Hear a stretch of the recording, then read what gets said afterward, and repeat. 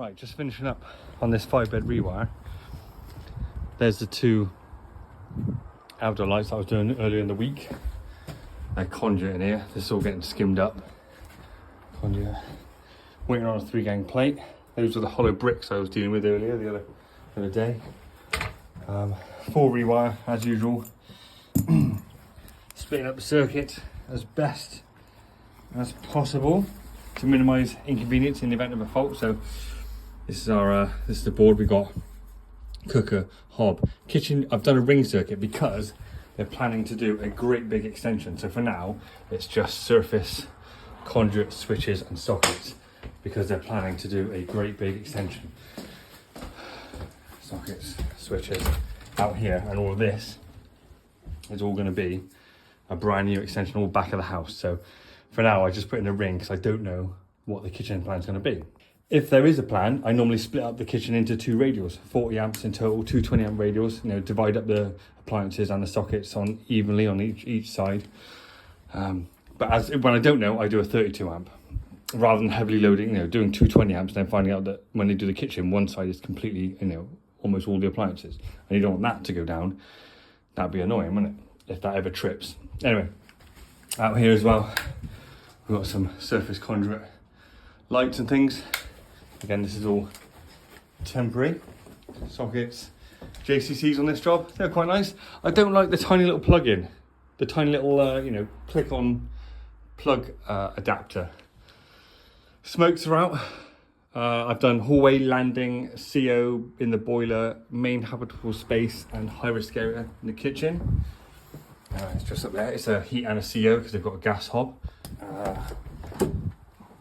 Spots, fans, fused fan isolators, and down here we've got, yeah, oven, hob, kitchen sockets. Then we've got, oh, there's my little, I still got to test it all.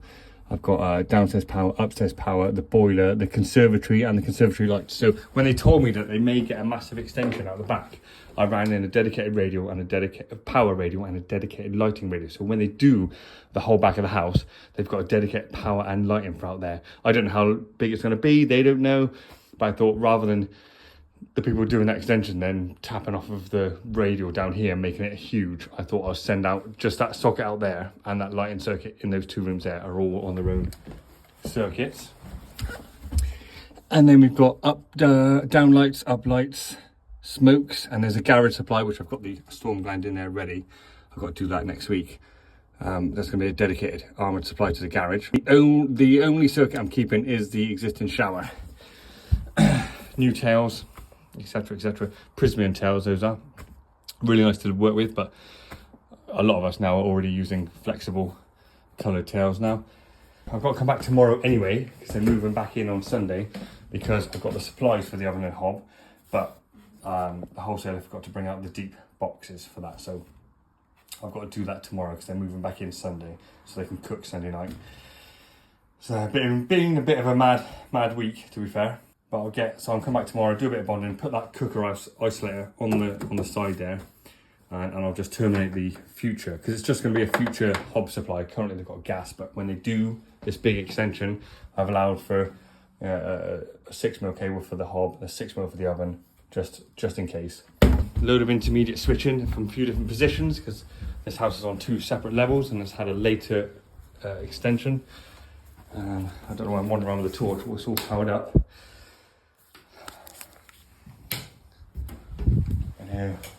Crazy tiles. Reminds me of the swimming pool back in the day when I was a young'un. I've got 2 ways from 4 positions here. There's the boiler. Again, JCC's in here. I've got a centrifugal fan in the loft. I like the JCC's. I wasn't so keen on that little plug adapter thing. Dedicated radial, conduit, unswitched fuse spur, 3 amp fuses in there. All the bedrooms, I've put the switches on the opposite side because they're going to rehang the doors. Again, they're all loosely on at the moment because I'm going to come back tomorrow and put some bonding kit on and then screw them back. I've got a single socket there at the moment. They may, when they do the bathroom, put a dual fuel tower radiator there. So I'll put a power feed there. I thought I'll put a socket on for now, and then when they do it, we can swap it to a fuse connection unit. Everything, all the dust sheets are out. The place has been mostly vacuumed, cleaned up. I've got a little bit more to do tomorrow. Just got behind on, knew what it's like at the end of the job. So I've got a few more bits to vacuum up. But I'm back here tomorrow anyway, but yeah.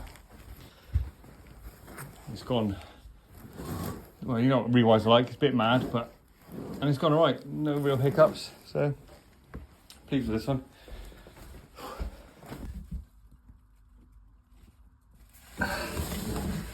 That was the old one. And then shut this little engineering kitchen door.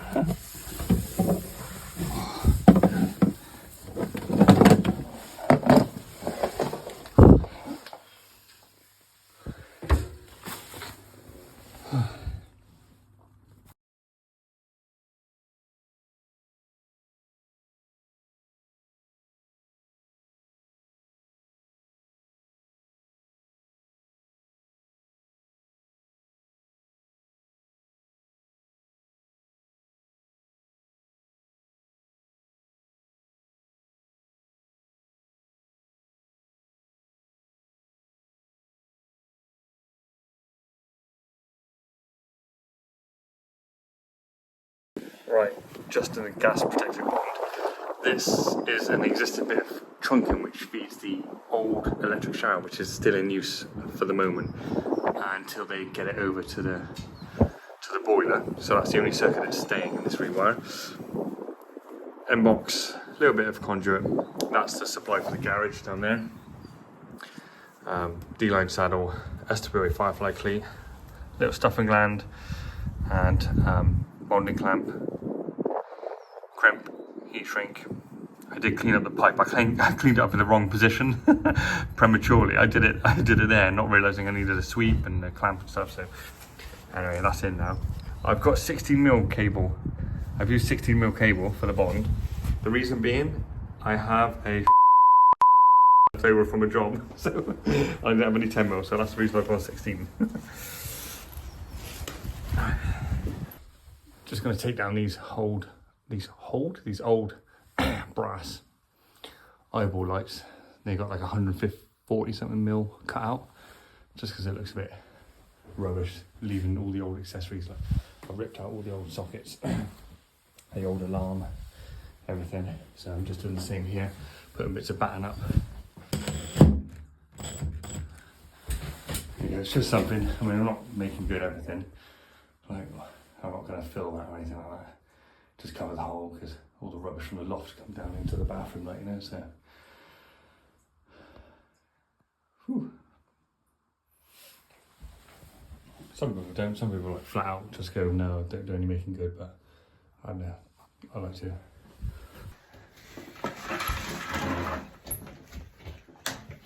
We've got snips on here. Yeah. Oh, these are cute.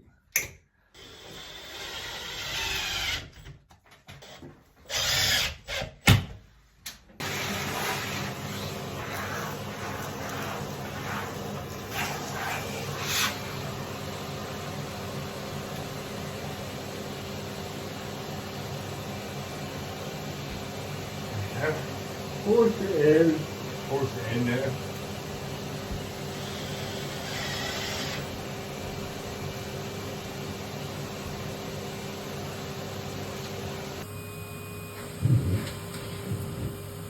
Off-cut and 9mm plasterboard and a bit of rough timber.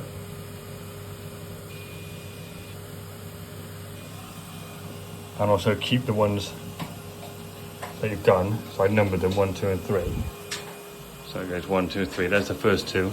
You just got to drive the screws up, bit of batten either side of the plasterboard, and then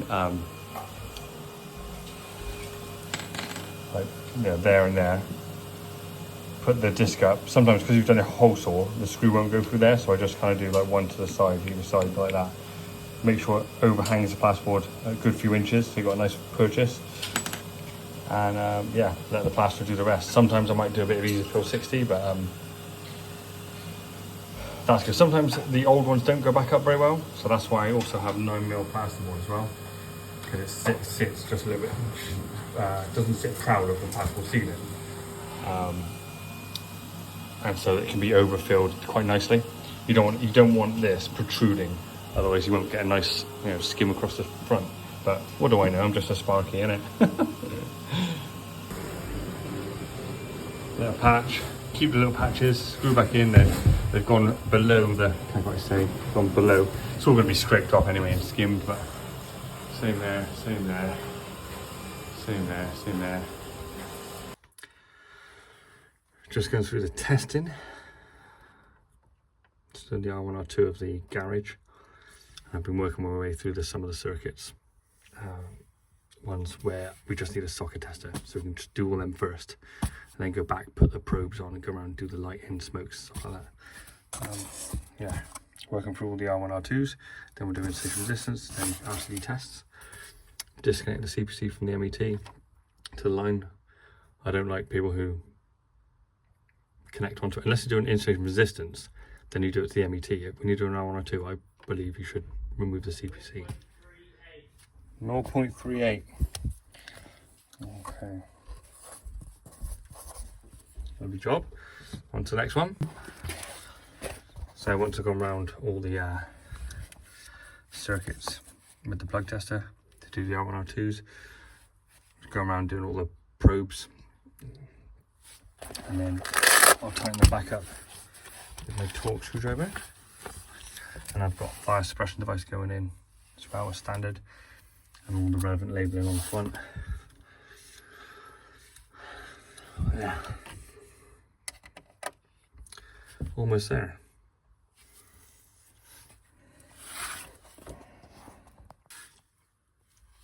I like on Hager's, you can do the in-station resistance tests can be carried out at the load terminals, which is nice.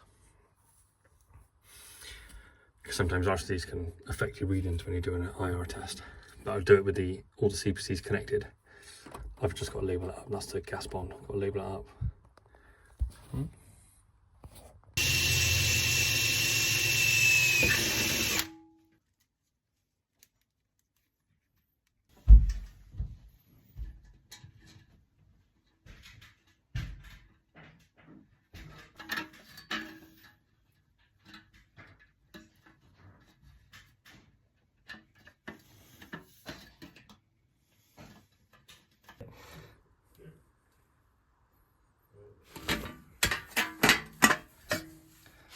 There's the fire suppression device.